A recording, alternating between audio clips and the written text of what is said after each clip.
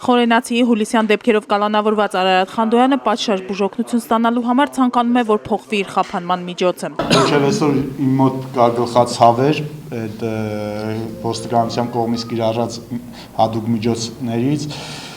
մինչև այսօր արկա է աչքիս վնասվածքը, որը արդեն 8 ամիս է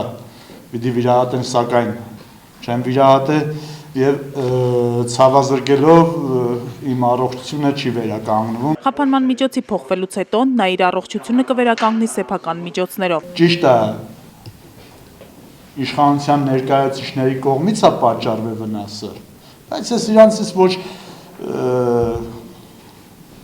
դրամական միջոցներ եմ խնդրում կամ ինչ-որ մի հատ բան եմ խնդրում։ Այնուհետև միջնորդությամբ հանդես եկավ նրա պաշտպանը, նշելով, որ 5 պատգամավորներ անձնական երաշխավորագիր են ներկայացրել այս հարցով։ Դատախազ Հայկ Պետրոսյանն առարկեց միջնորդության դեմ, ինչն առաջացրեց զանգվածային անկարգությունների մեջ մեղադրվող Արարատ Խանդոյանի դժգոհությունը։ Հարգելի դատախազ, այդ տերերը չեն թողում, ստրկատերերը չեն թողում, որ ես դուրս գամ ազատության մեջ։ Ես այսօր գերի եմ ձեր ձեռքը։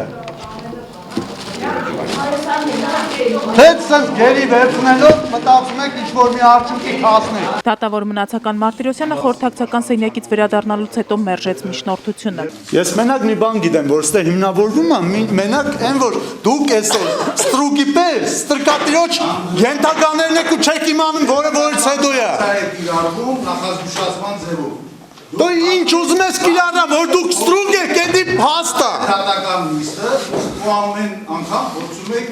Ինչ ամեն անգամ, որովհետև եթե օրինական վճիռ կայացնեք, օրինական որոշում կայացնեք, ես հաստատ չեմ խոսա ոչ մի բան։ Հələ մի հատ բան ասա, որ հիմնավորում է։ Արարատ Խանդոյանը հայտարարեց, որ իրեն կալանավորելը կապված է եղբոր Արայիկ Խանդոյանի Սասնա Ծռեր խմբի անդամ լինելու հետ։ Նա իր ցուցմունքում դեպքից մանրամասներ հիշեց։ Մտել եմ առաջ, դուք ինքեքով խփում են,